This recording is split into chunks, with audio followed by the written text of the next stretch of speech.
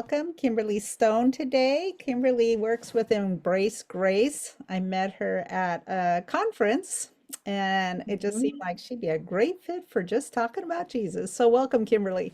Love it. Thanks so much. Thanks, Jan. Yeah, finally, we've been kind of going back and forth and back and forth, and Yeah.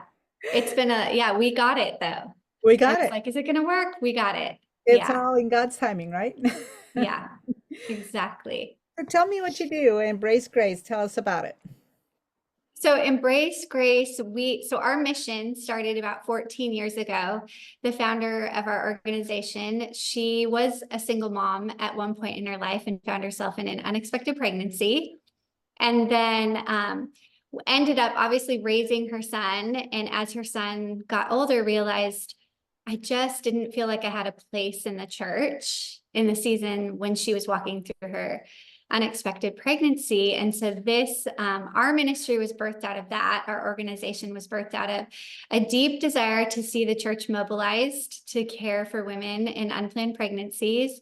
And then, beyond that, women who are raising children alone. And so Embrace Grace really mobilizes the church to start support groups for these women across the country. We have almost 1,200 groups now across the country. Wow. Yeah, it's pretty special, a really special ministry. I work here in the Northwest and West Coast. So I'm trying to help more churches understand what is this ministry? How can we employ it at our church? And so I talk to people in Idaho and Washington and Oregon and California. That's kind of sometimes Montana too. So that's the region where I'm trying to help our organization grow, and for churches to understand their role. Our founder calls it not pro-life, but pro-love.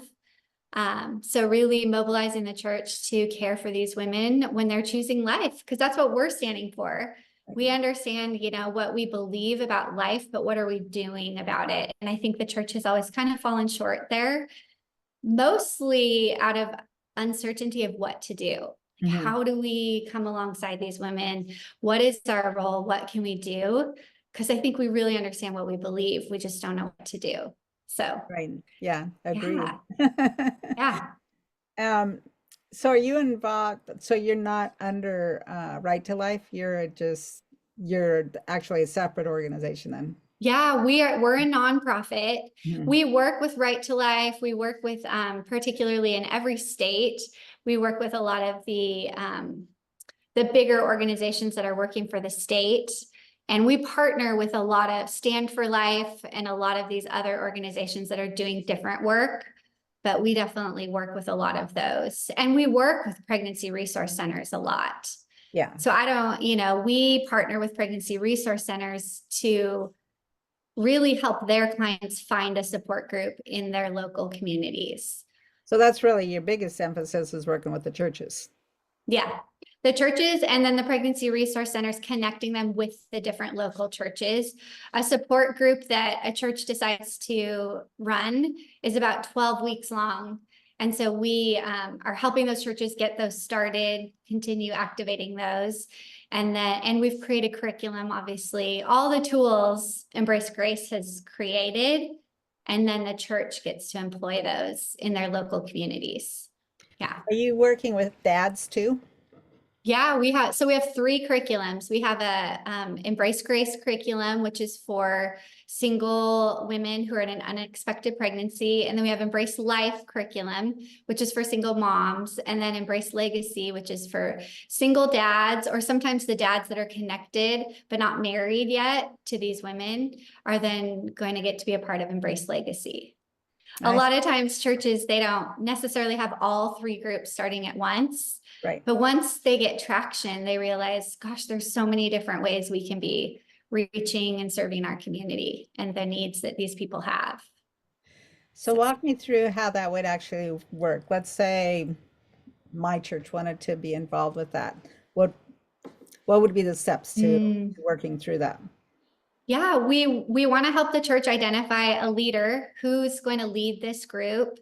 So sometimes I work with pastors and it's them then identifying leaders, but sometimes it's people who have a heart and they are already a part of the church. And so sometimes it just depends. If we're educating pastors, then their job is maybe to find a leader. But if we've already identified a leader, then that leader would come to us, and they would help obviously find some other volunteers to help with the ministry. But they would come to us, and there's paperwork. Obviously, we want people to be committed and things. And then there's some training that they do at their own pace, but we want to give them the best tools and the best way to have success. So then there's some training, and then they really start their group and activate their group. And in the meantime, we're connecting with the pregnancy resource centers in their areas, and they're connecting with the staff there to say, hey, we have a support group. Here's the time, here's the day, here's the church. And hopefully we can really get some traction and have girls start coming to group. So the class. It's really the girls are finding these groups through the Pregnancy Resource Center. Yeah, and sometimes it's word of mouth. I have girls that come to my group, and they're in a tight-knit community, and they have friends who get pregnant, and it spreads pretty quickly once a group has started and is doing the right things in the community and really helping people. So it spreads word of mouth, but also, yeah, we do rely on the pregnancy resource centers to just help us find these women too, because sometimes that's the struggle. But I've also worked with social workers, maybe even at our hospitals, at our local hospitals, who have women come in and are pregnant and need some support. So it really is, it's the gamut, and it depends on the leader. How much time do they have to be working and networking in their community? Some leaders are so passionate about it that they're making connections everywhere. Yeah. And sometimes it is just the pregnancy resource centers and the clients that are coming from there. So in your office, who works with you? How many people are working with you, and what are their roles? Yeah, so for me, I'm a remote. So our headquarters are in Texas. Oh, okay. Yeah, so that's kind of where Embrace Grace started. It was in Texas, and most of our staff, there's a staff, I don't know how many, I think it's close to 30 now. Okay. And then I'm one of the very few remote workers. So I work on my own, but we have a really awesome staff, and I'm connected to them often. But yeah, I'm up here Lone Rangering it in the Northwest. Well, nice to have somebody that's in this area. How did you get started in this? So my story is, so we've adopted both of our kids. So over a decade ago, even longer now, we kind of were feeling like the Lord was calling us to adopt. And in that process, we just realized there's so many people out there that choose to parent, because we would meet birth moms and then they would choose to parent. And then we realized they don't have the resources and help and community around them. Mm-hmm. So that just birthed in us just a desire to help more women. Maybe we weren't going to adopt a lot of children, but maybe we could help other families. And so that just opened our eyes to the need, I guess. And then, so I looked for work. I kind of left my career and looked for work in nonprofits who helped women in unplanned pregnancies, and found myself on the board for a maternity home here in Spokane. And we were a home that housed homeless teenage moms. So we were housing girls anywhere from 14 to 19 who were either pregnant or had their babies, and they didn't have housing. So we were providing that for these girls. And in that process, I worked with that organization for almost 7 years, realized that what is the church doing? But some of these girls started going to an Embrace Grace support group. Okay. And it was the first time I had heard of Embrace Grace, and I just watched this community of church people come around all these girls that were living in our home and provide like another layer of care and love for them. And I just, fell in love with Embrace Grace and worked my way into a job at Embrace Grace because I realized we aren't very saturated here in the Northwest. There's great opportunities for the church to do something. My husband had been a pastor for almost 17 years, and I always felt like we were just missing it as a church. But we didn't have the tools to know what to do. So then I just, yeah. So that's kind of my story through adoption, realizing we don't need to just adopt kids, we need to adopt families and start caring for the people who are choosing life, but also choosing to raise their children in really difficult circumstances. We watched women who, in some ways, were forced to parent. They wanted to make an adoption plan, but in the state of Oregon and Washington, it's really difficult because the birth dads have a lot of say. And so we would watch women become parents because birth dads weren't willing to sign, and they weren't willing to help either. But these women all of a sudden became single moms who needed people to come around them. So we've built some great relationships over the years, and that's just spearheaded my passion to get more people involved and to see if the church can help a little bit better and not be quite so loud with our words, but more in action, I would say. Can you share any stories from the women that you've been involved with? Yeah, I would love to. So the one that comes to mind, and I love to talk about her because she's someone who would never step foot in a church. Heard through a couple different people about Embrace Grace. And the great thing is our pregnancy resource center here, if a girl is willing, they say, hey, here's a support group, but could I have this leader reach out to you? So this girl was willing to have me reach out, and it took a lot of conversations, even over the phone, to get her to class. Super hesitant, and came to class the first night. I mean, just looking to be rejected. That's her storyline. And so, in some ways, did everything she could to be rejected that first night. Sabotage. Didn't make it easy. But I knew God brought her there. And so she actually continued to come, and I built a relationship with her. And about 5 or 6 weeks into class, because I should say every week at class, we talk about their identity and we talk about Jesus. So she's hearing the gospel every week, and she's telling me with a lot of expletives what she thinks about the gospel, which I'm like, I love it. Come be yourself. Yeah. I'm not going to be offended by you, and Jesus isn't going to be offended by you. So you come. So she would keep coming in, and by about the 6th class, I just looked her in the eyes and I was like, why do you keep coming? Why do you keep coming to class? Because, she just has chips on her shoulder about everything. And she just looked at me, and she was pretty quiet for a second. And then she said, something's drawing me here. And my spirit is just rejoicing, because I'm like, well, we know what's drawing you here. I don't tell her that, but I was just so grateful for her honesty. I mean, she told me, she goes, oh, my boyfriend asks me every week, why do you go to that stupid class? And she even told him, I don't know, something's drawing me here. So she continued to come for the whole class.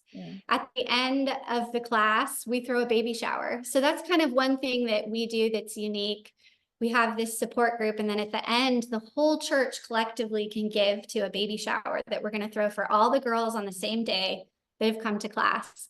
And so she came to this baby shower, barely. We had to get her there, and she came in, and, she was wearing one of her craziest outfits yet, because that's just, that's who she is. And I think that's honestly, like, that's how she protects herself. If they're going to reject me, then I'm going to give them a reason to. And we didn't. And so she walked into this baby shower, hundreds of gifts on her table and the other girl from this semester. And she was just stunned. I think she was stunned. She'd never felt this kind of love, generosity, and care for her and her son. So it was a really beautiful thing. And to this day, we keep in touch. She hasn't come to know Jesus yet, but she's definitely softened to the kind of relationships that she's willing to have in her life. And I'm like, that is such a win for me, that she's inviting me and my family to her son's birthday party, and that we can be a part of her life. Wow. It's a really beautiful thing. And I think these are just all seeds that God's using to soften her heart and bring her to him, and hopefully change a generation of families too, because she comes from such a difficult line of generations. And I'm we just want to love her. Yeah. And I loved watching her change over the semester. You know, again, I think we all want the radical stories. I don't have any of the girls that have ever been in my class. I don't have radical stories, but I have like a million little things that I feel like God's doing as people are obedient and look to be receptive to people that don't look like them and that have really difficult stories and are raising their babies really different than how I raised my children. Yeah. Yeah. But if we're open and we're willing to care for them, then you just can't help but see God use that in their lives. Yeah. You know, we have another girl that's come, and she's a part of our church now, and she comes to our church, and her baby, and people are always passing her baby around on Sundays, you know, because everybody loves her and everybody loves her baby. Yeah. So, and I know in Texas, the culture of Texas, sometimes they have groups of 10 to 20 girls a semester. Wow. I can't even imagine, because we Yeah. usually have 2 or 3. Yeah. Yeah. Yeah. So So what does your curriculum cover?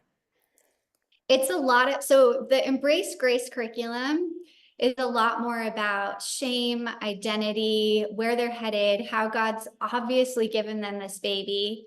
You know, this is his plan for them at this time. They can be a good mom. So it's a lot more theory wrapped around the gospel, who they are. You know, there's a night where we just talk about strongholds in their life. What are things, and, you know, in some ways try to flesh that out for them. So it's nothing super practical. Embrace Grace isn't, whereas our Embrace Life curriculum is very practical. It's helping them navigate real world, being a mom, making friends, how to budget, things like that. Yeah. That's a little more practical, where Embrace Life would be more like, we're studying different scriptures every week and talking to them about how that meets them where they're at in their season of life. So that's Embrace Grace. Then Embrace Life is for the single moms and more practical. And then Embrace Legacy is for the dads. Yeah. And that kind of is a mix of both. I see. Yeah. Yeah. Yeah. So, what's your testimony? Yeah, my testimony. Well, it's ever changing, right?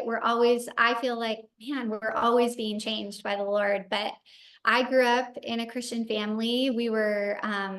My parents were first generation Christians. So we went to a Lutheran church a lot of our life growing up. And I never had a hard heart toward Jesus. Thank God. I mean, I can't believe it. I just felt like I believed what people told me. I read the Bible and I felt like this is true. There is someone who died on the cross for my sins and the sins of the world. And so I believed from a very young age that Jesus is my savior. He saved me. And wanted to tell other people about him.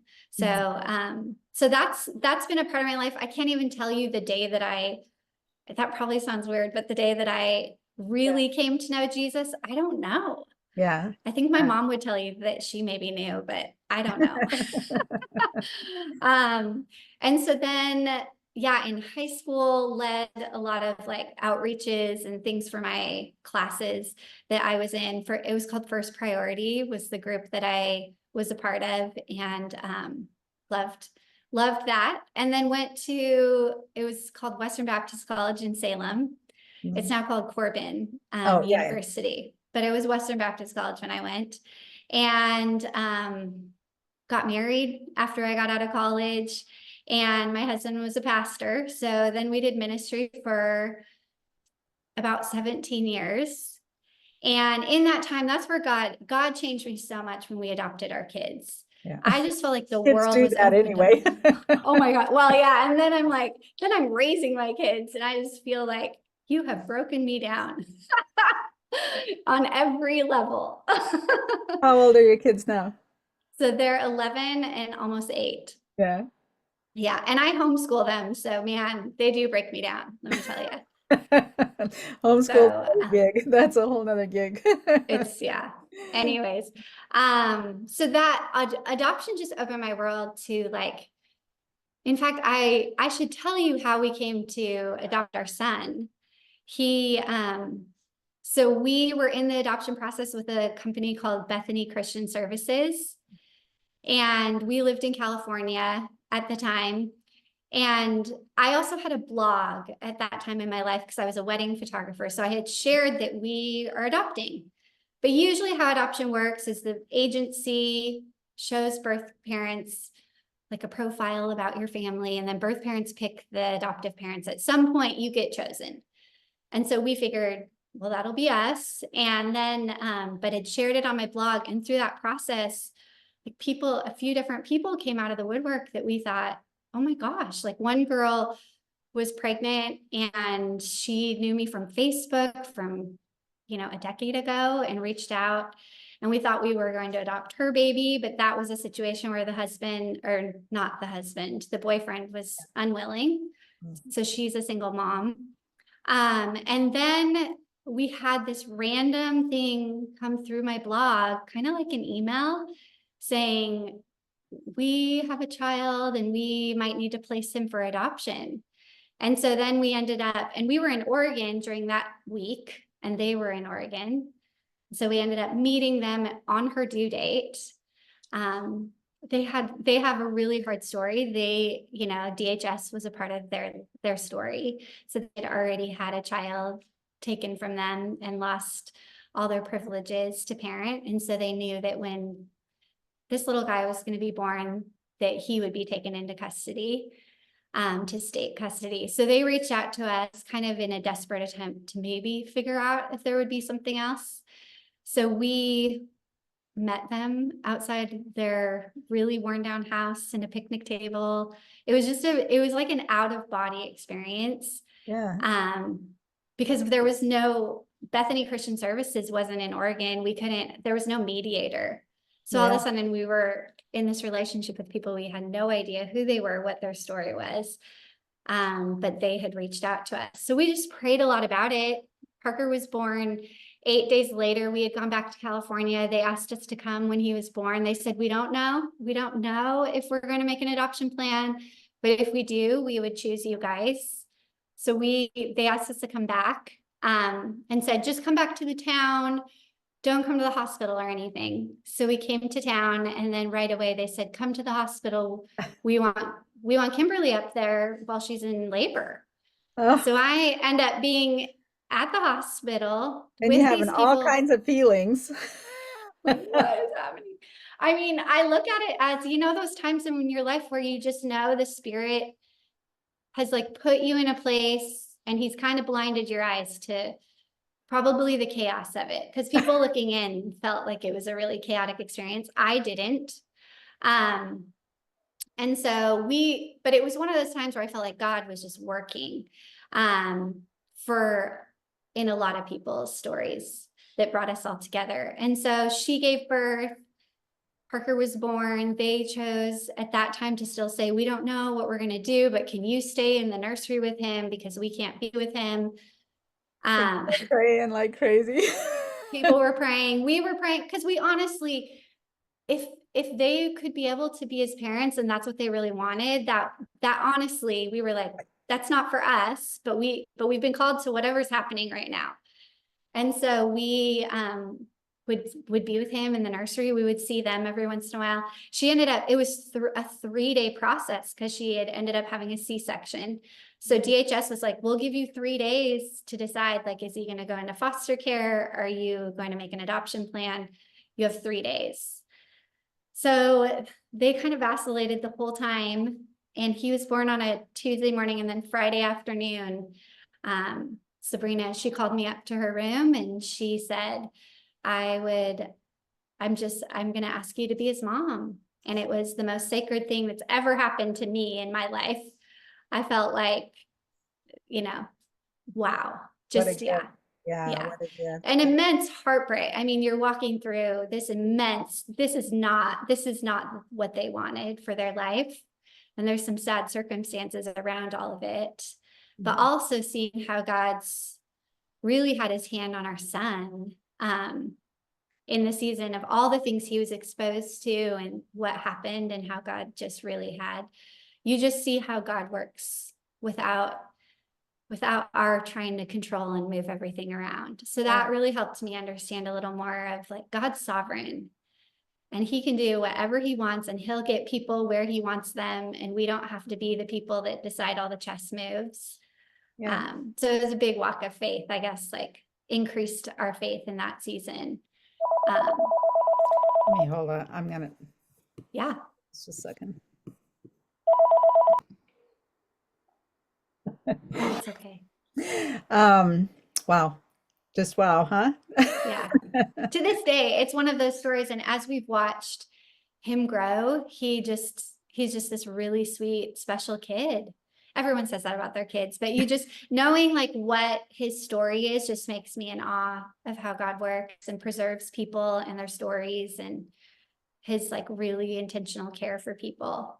So that was awesome. And we've grown a lot in the last, my story. I've gone through seasons of anxiety and great depression, and have found God in the dark nights of the soul too, where you doubt a lot and wonder if he cares. And so, and come out on the other side, knowing he does care. And actually more than that, he carries me, and I don't have to be the one that gets myself out of the pits even. So, because a lot of but times yeah. I think that's our responsibility. And then we carry like all the shame, because we think, now I'm in this pit, and now I have all this shame of being in this pit and not getting out. I mean, the Christian life can be very confusing. Yeah, very, very. Yeah. What would you tell, to a mom who was in a situation of not sure about wanting her baby or what to do or whatever? What would you want to share with her? That is such a good question.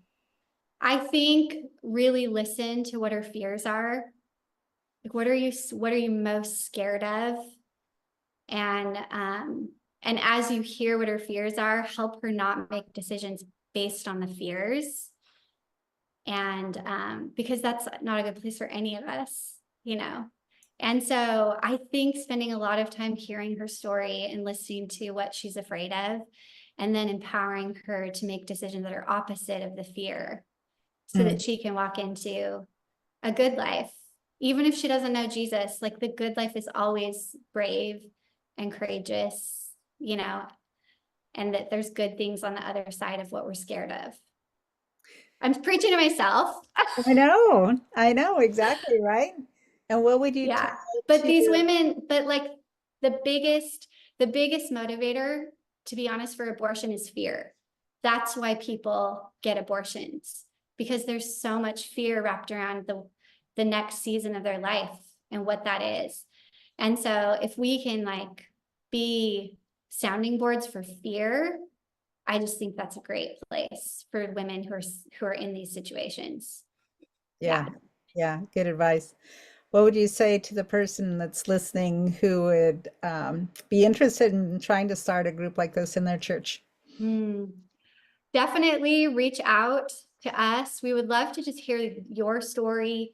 I love hearing about church communities, because that gives a good picture of like what's the opportunity here, what could happen. And so understanding like their church and their stories of their community are really important. But yeah, reach out to me. I would love to have the conversation. And it's one of those things that God brings it all together. And it's a commitment, because that's, and takes sacrifice. That's what ministry is. That's life. But really, when God calls us to something, he gives us the energy and passion to follow through. So, but I'd just love to talk to them. Well, Kimberly, thank you so much for joining us. I am so glad Thank you. to know about this and all this information, and I wish you the best. Thanks so much, Dan.